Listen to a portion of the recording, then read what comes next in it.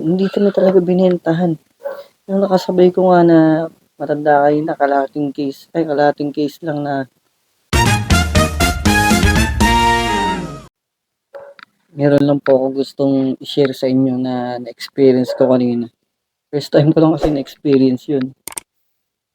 Yung alam mo na meron sila pero hindi ka pagbebentahan.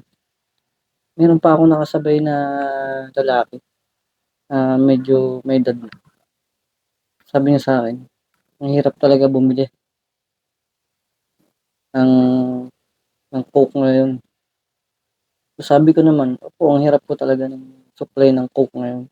Kaya nga ako, sabi ko, pag wala po talaga kami supply ng coke, naghahanap ako para lang merong maibigay sa mga customer.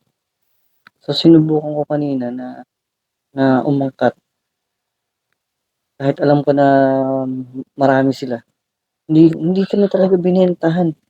Yung nakasabay ko nga na matanda kayo na kalahating case lang na coke bibili niya, hindi siya binentahan. So paano pa yun sa akin?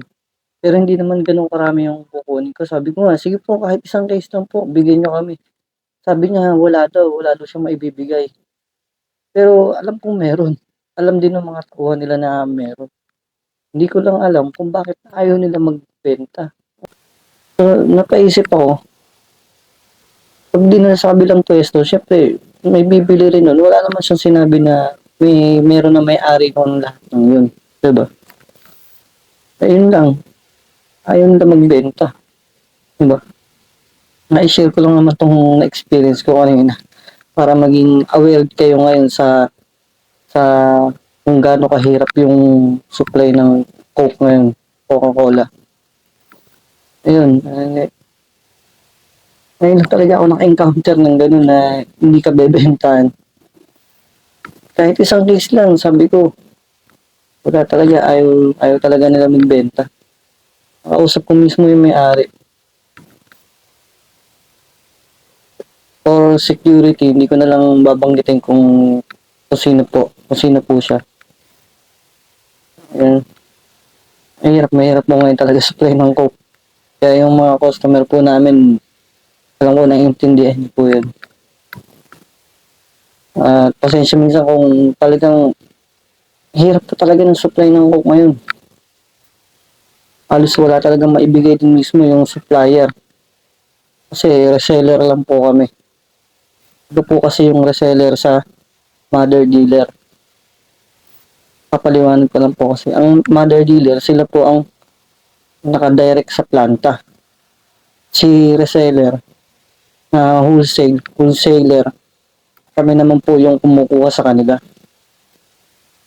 Para po aware po kayo kung ano po ang sistema, ang kalakaran.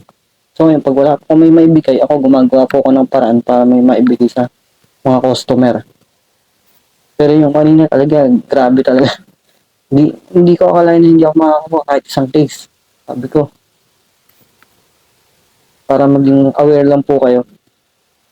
Hindi na lang po akong babanggit ng kahit ano na call. Yun lang po, gusto ko lang i-share yung experience ko kanina. Para malaman nyo po. Yun, pakishare nyo lang po yung video na to para alam din po nila kung ano po ang sistema, ano ang nangyayari ng spawn. Every time talaga ganito, yearly po talaga siya, yearly. Hindi po siya yung nataon lang. Kadalasan po talaga taon-taon siya na mahirap talaga ang supply. At yun lang po. Ingat po kayo.